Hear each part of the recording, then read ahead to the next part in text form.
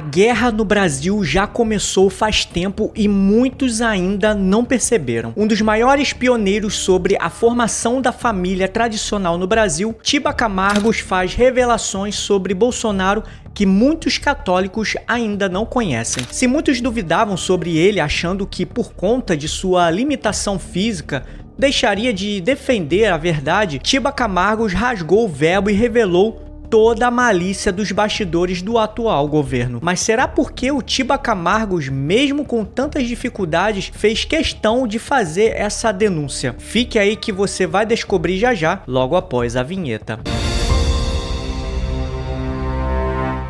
Salve Maria Imaculada e viva Cristo Rei! Saudações a todos, que a paz de nosso Deus esteja com todos vocês. É um imenso prazer ter vocês aqui no canal e eu já peço a sua colaboração para que a mensagem que eu estou transmitindo alcance mais pessoas. Deixe seu like aí, que é muito importante, não vai te custar nada, e se na hora do like aparecer hypar, clica nele também para que esse vídeo possa ser mais impulsionado. Inscreva-se no canal e ative o sininho das notificações para não perder os próximos vídeos, ok? Após inúmeros relatos de abusos de autoridade do atual governo, finalmente um católico com audácia e firmeza como Tiba Camargos disse o que ninguém teve coragem de dizer até hoje através das redes sociais. O vídeo é um pouco extenso, mas eu trouxe aqui pois é necessário. Por isso, acompanhe comigo até o final, ok?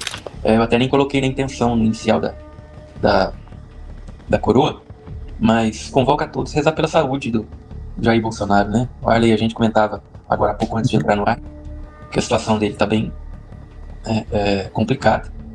Eu tenho uma gratidão por ele também, pessoal, porque quando eu também me acidentei, estava numa situação bem crítica lá em Porto Alegre, ele me ligou, né, e se ofereceu para ajudar em alguma coisa que fosse possível, né, uma ponte com Israel, se fosse preciso. Eles têm bastante tecnologia nessas questões, medicina, mas também tudo quanto é tecnologia, né? Então eu fiquei muito grato por isso, né? Por essa iniciativa dele.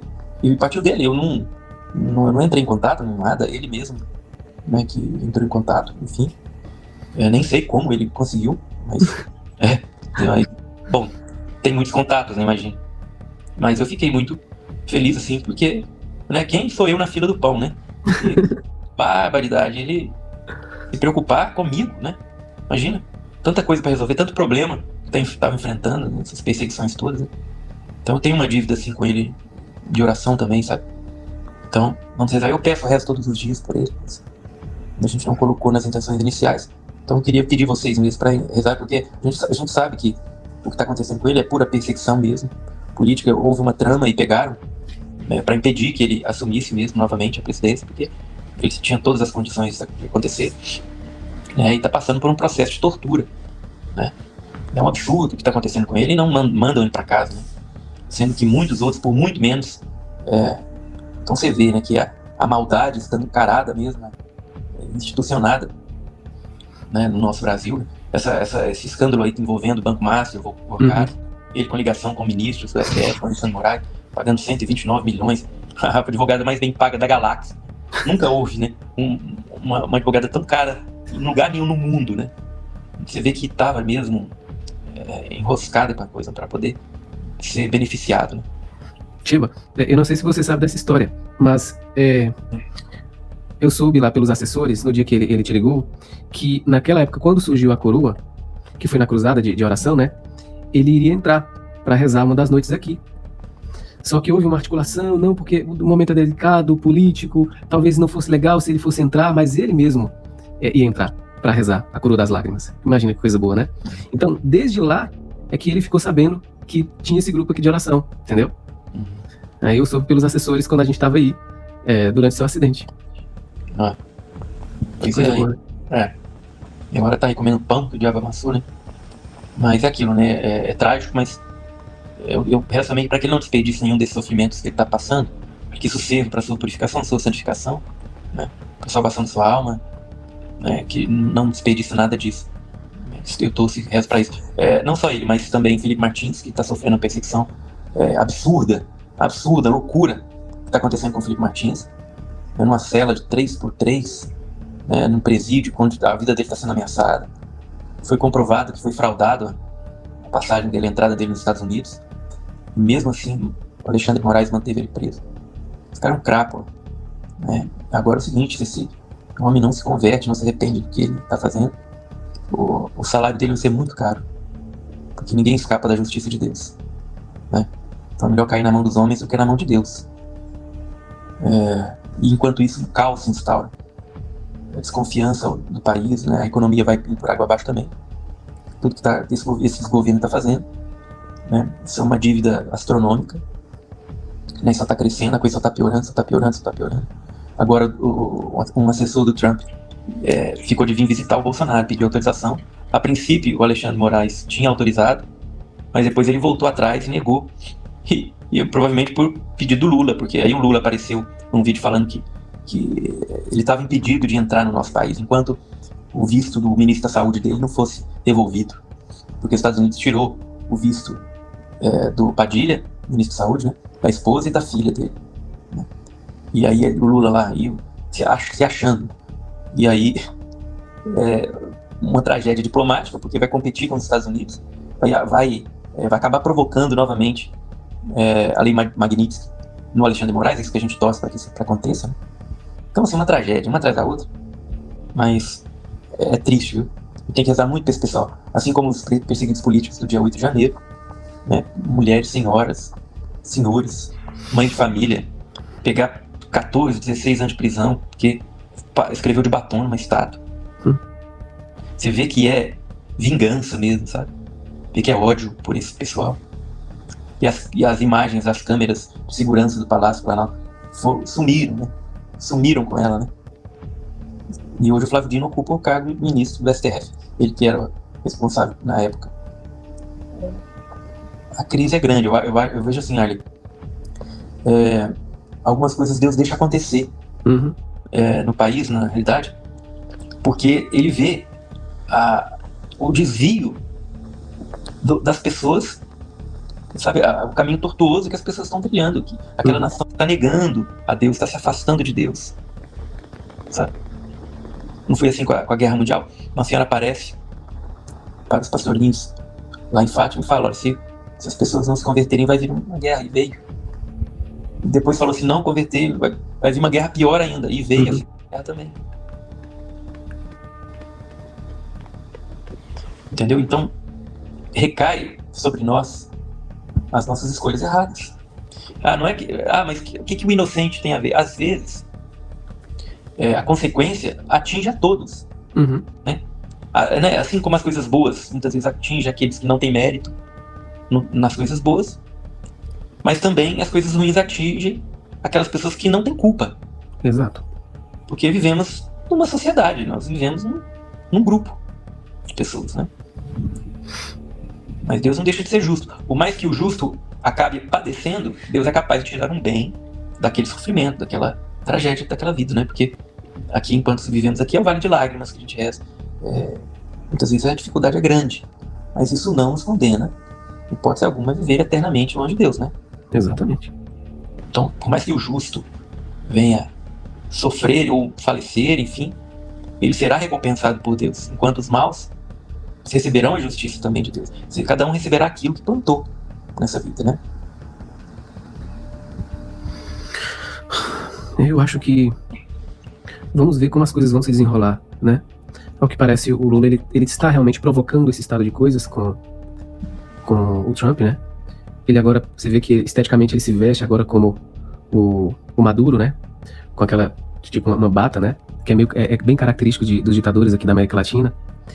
Então, ao que parece, o que ele quer justamente é criar esse conflito mesmo para se afastar de uma vez por todas dos Estados Unidos, né? E se aproximar mesmo da China, né? Deus não permita que isso aconteça, mas vamos ver. Porque se houve... O professor Olavo de Carvalho tem em uma das aulas dele, ele dizia que muito provavelmente haveria uma divisão do mundo entre Rússia e Estados Unidos, né? É uma longa história isso. Mas ele diz isso basicamente, né? Que muito provavelmente Rússia e Estados Unidos iriam fazer uma divisão do mundo e Estados Unidos ficaria com as Américas ali, né? Algumas pessoas têm dito que isso parece que aconteceu, né? Se isso de fato aconteceu, os Estados Unidos não vão perder o Brasil, né? Vão querer fazer alguma coisa. Então vamos ver o que vai acontecer, né? A Rússia ficaria com toda aquela Europa, a Europa e a Ásia. Agora isso. O seguinte, a Europa, ela tá enfraquecida, né? Enfraquecida mesmo. E tem uma mensagem de Nossa Senhora de Anguera que fala que o urso marcharia sobre a Europa. O urso é a Rússia, né? Então, tem então uma mensagem assim: se isso se cumprir, Putin ou quem estiver à frente da Rússia vai fazer guerra contra a OTAN, né? Agora, não acredito que seja ainda, porque a Rússia também está enfraquecida por causa da guerra com a Ucrânia, e ela achou que ia tirar de letra. Isso, na verdade, revelou uma fraqueza russa, né? Então, os equipamentos que a China e que a Rússia enviou para a Venezuela, para Maduro se proteger dos Estados Unidos, foram feitos de plástico, praticamente, eu acho, porque o Trump chegou, invadiu, eles não conseguiram disparar nada, não conseguiram defender nada, enfim. E os Estados Unidos mostrou uma superioridade bélica muito, muito superior à tecnologia chinesa e russa, né? Eles vão ter que se reinventar. Tanto é que a Rússia e a China nem quiseram entrar nas questões envolvendo o Irã. Nem quis mexer com isso. Falou: "Oxe, não é da nossa alçada, toma lá, se vira aí, meu." Né? E o Irã era protegidinho da Rússia e da China, né? Então o pessoal até brinca, né? Fala que a Rússia e a China provocaram o Irã. Vai lá, que a gente vai estar aqui para te proteger. E na última hora cascou fora, né? O Irã, ele vai ser moído também. Tem uma profecia também em Anguera que fala sobre Israel iria dizimar, ele destruir o Irã. Já bem mais, acho que de 2005. E parece que está se cumprindo.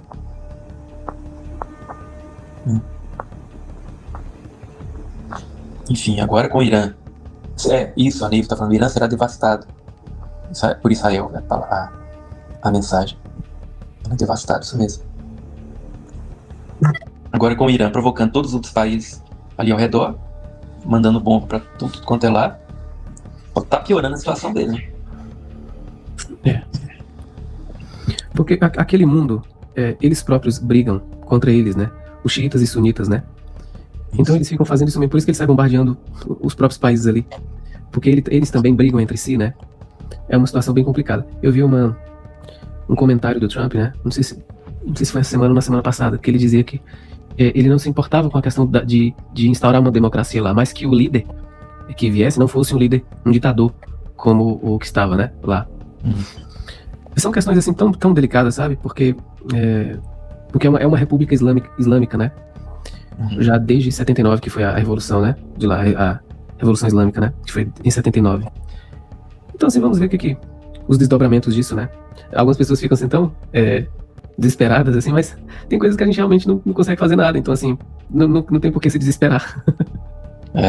Porque a gente não tem os meios de ação para mudar o curso das coisas. Então, a gente cabe rezar e esperar na providência divina que sempre conduz a alguma coisa, né? Vamos rezar. Isso. Defender a verdade, rezar, se converter, evangelizar, é importante também, levar Jesus. Para a nossa vida, principalmente. Fazer um pouquinho, mas que seja feito com toda a dedicação possível. Isso faz diferença, né? E pedir para que Deus nos guarde, né? Aqueles que estão na oração, na graça de Deus, estão vivendo em estado de graça, né? Confessados, sem pecado mortal. Esses são muito guardados por Deus. São mesmo. Né? Então, quando a gente está afastado da oração, é o momento que o demônio mais tem acesso à nossa vida. Quanto mais a gente reza, menos o mal pode tocar na nossa vida, pode interferir na nossa história. Então, a gente tem que vigiar e rezar. Ficar atento em oração, vivendo os sacramentos, né? A gente teve essas catequeses com o professor Marco Antônio. Ele falava sobre a questão dos sacramentos, né? Que graça, são sinais sensíveis da graça de Deus. É uma porta direta entre o céu e a terra. São os sacramentos. A gente não pode desprezar os sacramentos. A Eucaristia, o batismo, a crisma, o matrimônio, está na graça de Deus, né? A confissão, a unção. Tem umas reflexões, Tiba, do Hilaire Belloc, que ele foi do grupo de Chesterton. Era um escritor católico. E tem umas reflexões bastante interessantes assim, dele com relação à religião, né? E ele tem umas coisas interessantes, ele tem uns insights assim, ele fala assim, muitas vezes nós achamos que os maiores desafios são os desafios bélicos, né? São as guerras. Que, claro, é um negócio terrível, porque destrói famílias, né? Destrói as sociedades, destrói a cultura. Mas ele fala assim, mas na verdade, no fundo, as guerras mais intensas são as guerras que a igreja travou durante a história.